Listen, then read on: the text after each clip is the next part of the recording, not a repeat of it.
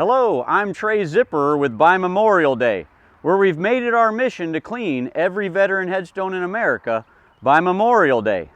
Today I'm in North Carolina, Mint Hill, just outside of the city of Charlotte. I'm here at the Philadelphia Presbyterian Church, founded in 1770 by my ancestors. Very proud of that. This church predates the American Revolution, and in these hallowed grounds are veterans from the Revolutionary War all the way to the Vietnam War. So I'm going to give you a tour of the cemetery and show you the condition of veteran headstones in North Carolina. Not all soldiers are killed in action. Not all are wounded, taken prisoner, kept in horrible conditions as POWs. Some of them survived the war, but they don't come home the same. This is World War II veteran Roy Crump. He died in a car accident after serving in World War II. When you look down into hell's abyss on the front lines of battle, it does something to you. You leave that boy behind and you move on to become a man. And this man deserves a headstone in a condition much better than this. At this Vietnam veteran's grave, it gives us a good example of several things that we need to do in our local private and municipal cemeteries for veteran headstones and grave markers. In this case, the grave marker is sunken deep into the ground. It's about to be overtaken by sod. Very dirty. You can imagine when it rains, there's muddy water just standing on this stone. So I recommend that you hold a fundraiser in your local community to raise the money necessary to pay a professional monument company. They set these headstones and grave markers all the time, so that it's not a big deal for them to come out here and dig this headstone up, reset it properly, and then you can get your hands on it to clean it as per the protocol issued by the National Cemetery Administration. You can find that at our website, bymemorialday.com. And then we get to the flag, which again, this is near and dear to my heart, where I would like to see an American flag displayed at every veteran's grave 365 days a year. So someone is obviously tending to this flag for it to be standing here after mowing and weed eating, trimming services week after week. But a flag holder will help to keep this flag standing straight. It'll protect it from weed eater strings, breaking it, flinging it, damaging the flag.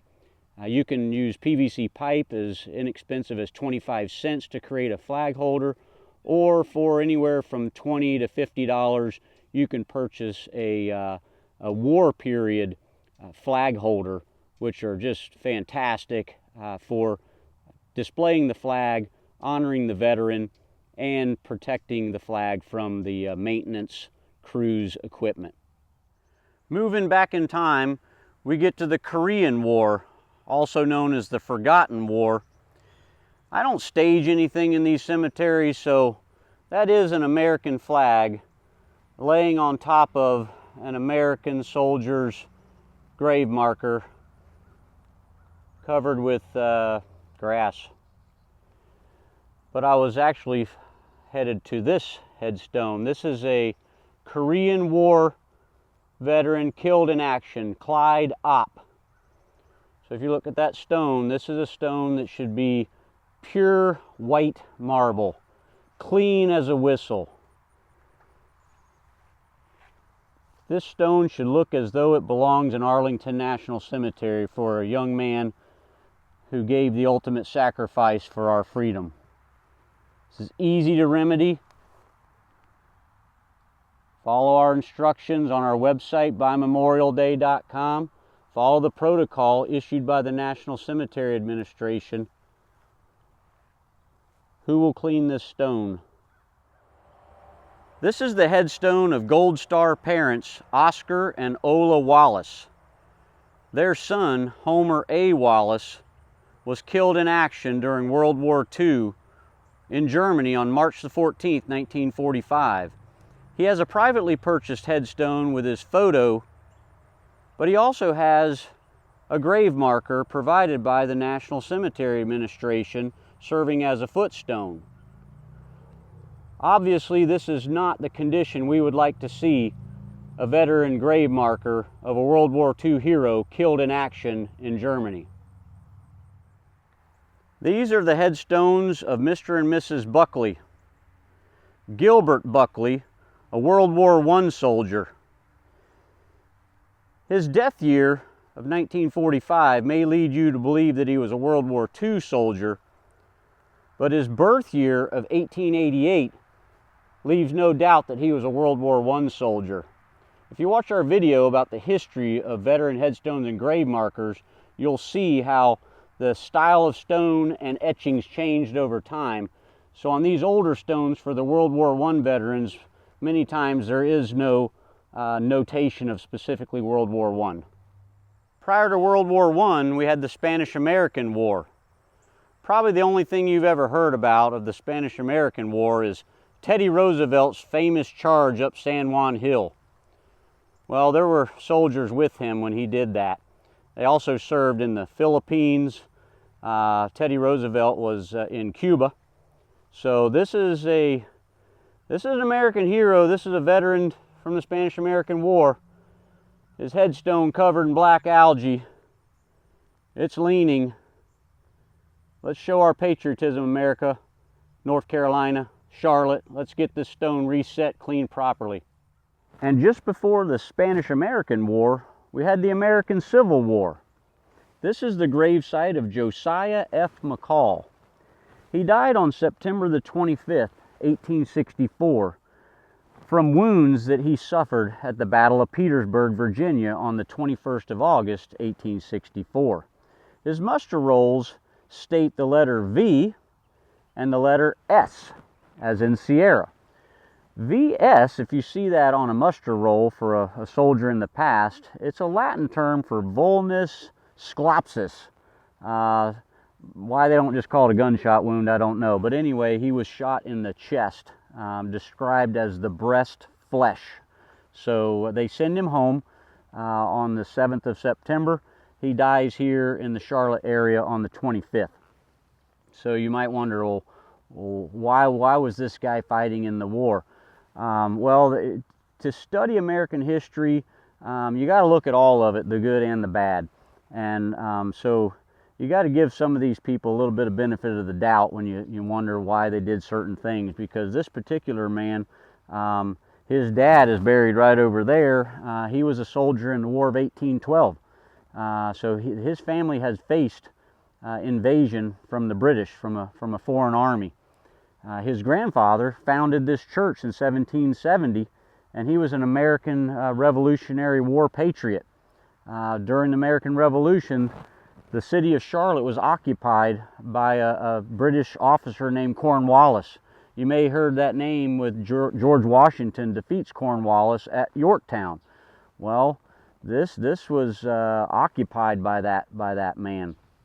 So his family had experienced occupation from foreign forces in the War of 1812 and the Revolutionary War.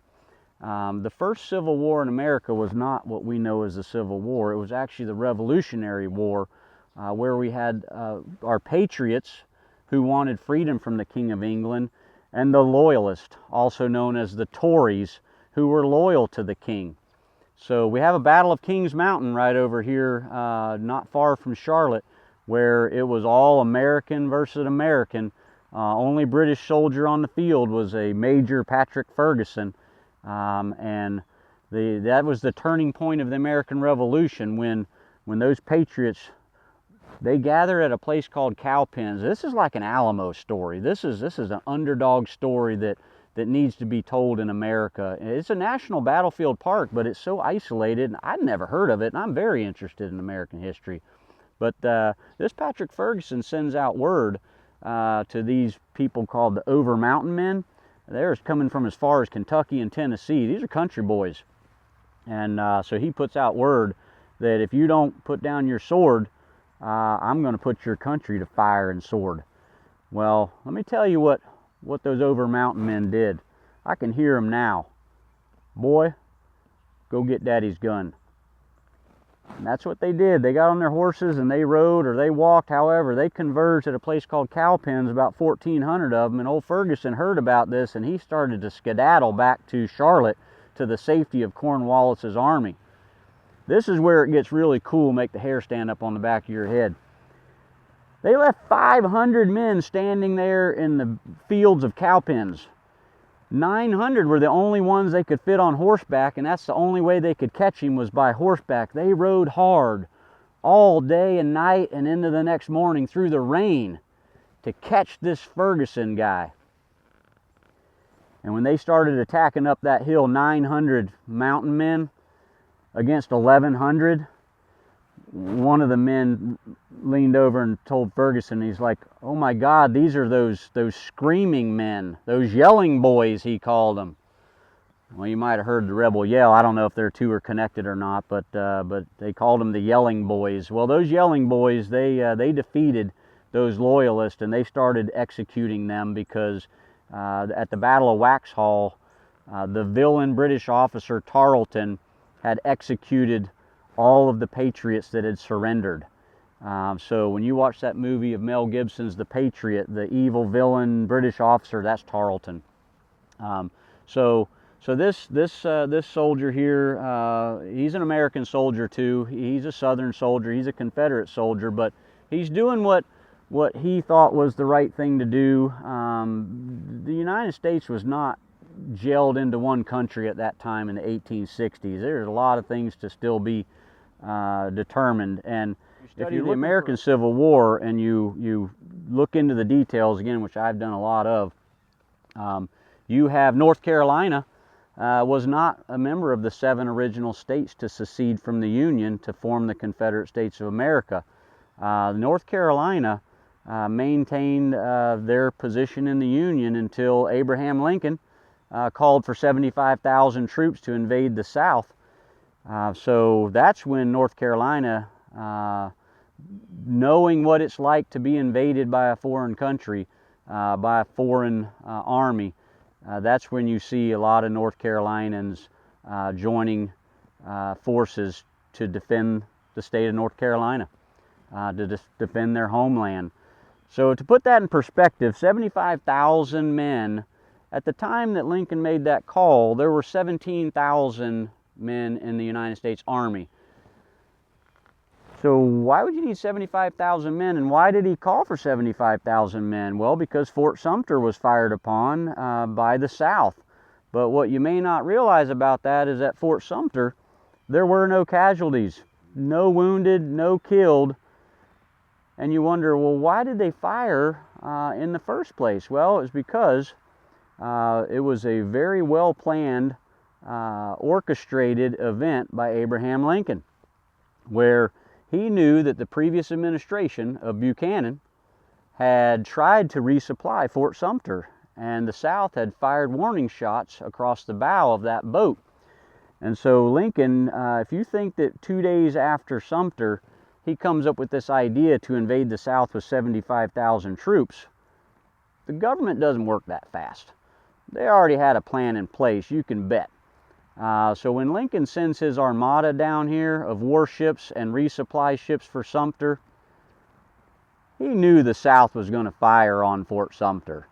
It was a known certainty of a way to get that war started, and he needed the South to fire the first shot.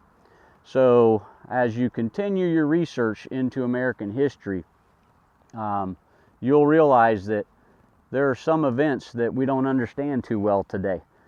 So I encourage you to do your own research by getting out here in these cemeteries and getting your hands on these stones, cleaning these veteran headstones of our American heroes, and try to understand what was their motivation for what they did in whatever wars or battles they fought, because we don't just have the issue of the Civil War we have to deal with as a country and the issue of slavery. We also have the issue of Native American people. There's a lot of misunderstandings about that time period in American history. There's a lot to learn by visiting these cemeteries. The Civil War, we're still fighting that Civil War in America in many ways, and there's a lot of debates go on back and forth. But the best way that I've heard it described was at the Battle of Little Bighorn, and where Custer makes his last stand. And the park ranger, when they did the presentation out there that I watched, they described it as no American soldier gets what he has coming. And so it was a good point to think about, that you may not agree with a certain war or a certain battle, things like that, but it's not the soldiers that determine that. The soldiers do their duty. So when you get to the American Civil War, let me share a couple of things I've learned about that time period. And if you want to know the cause of the American Civil War, it's right there in our United States Constitution. Look at Article 1. It opens up in the Constitution, the apportionment of the House of Representatives is based on population, and they count slaves as 3/5 of a person. And so that shifts a tremendous amount of power to the South that had a lot of slaves and would get more slaves over time for other reasons we don't have time to discuss in this video. But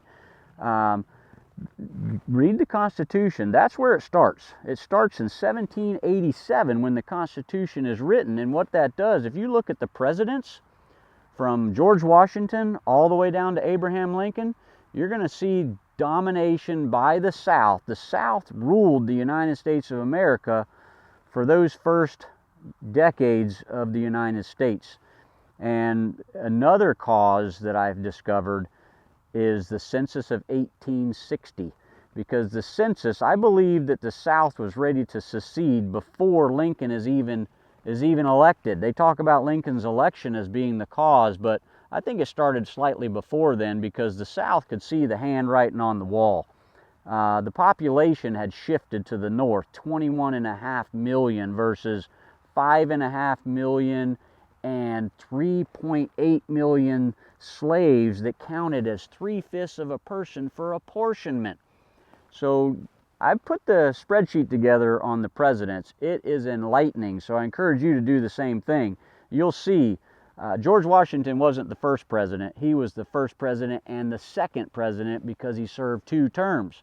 John Adams, his vice president, a Northerner, serves 1 term. And then you see Southerner after Southerner serving 2 terms as president, until you start to see that population shift and you start seeing Northern presidents being elected, but they're Democrats.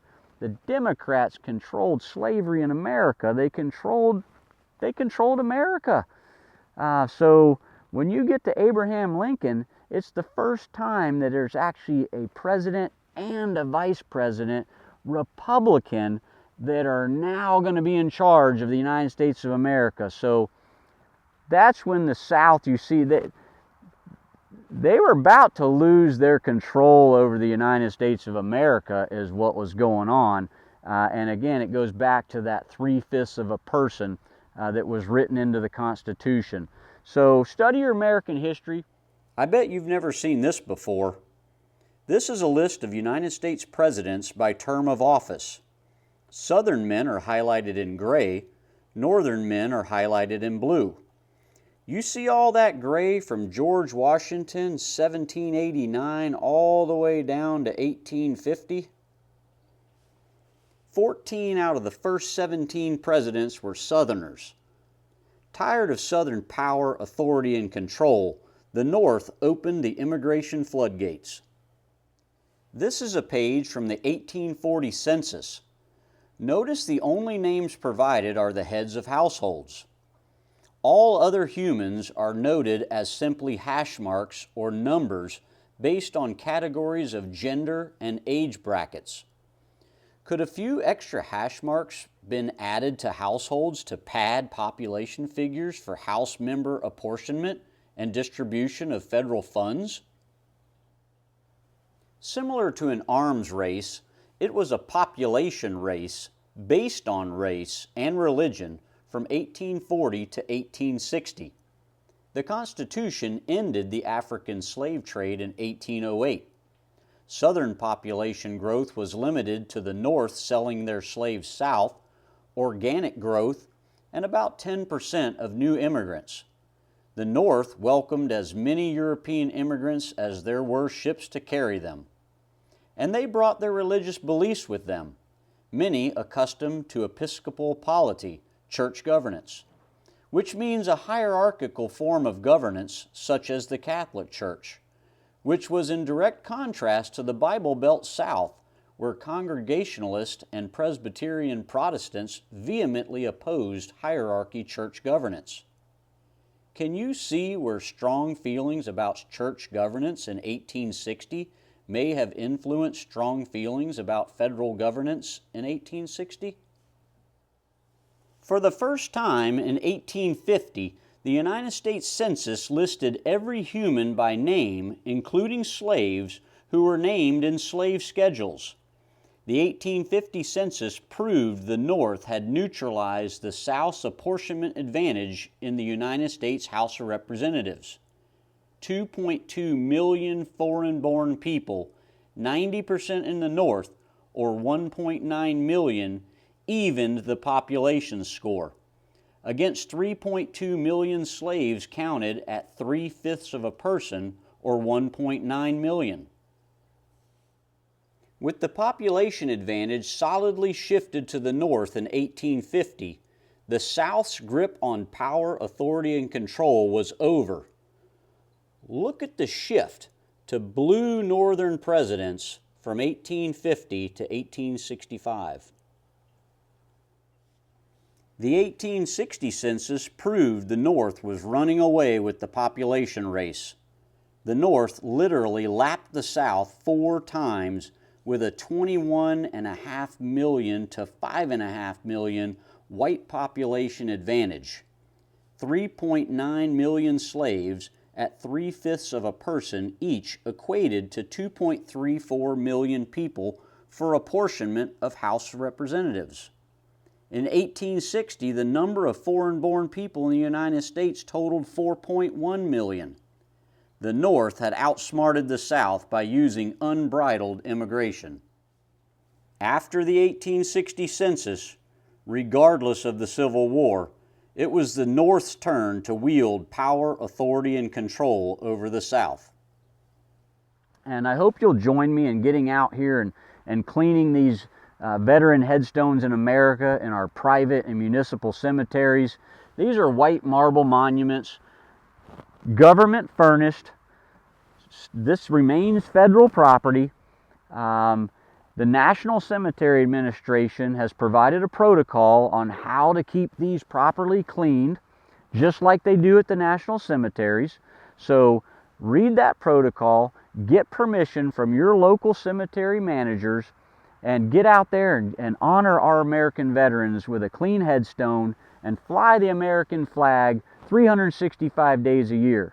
I'm Trae Zipperer. Visit our website at bymemorialday.com, like us on Facebook, and subscribe to us on YouTube.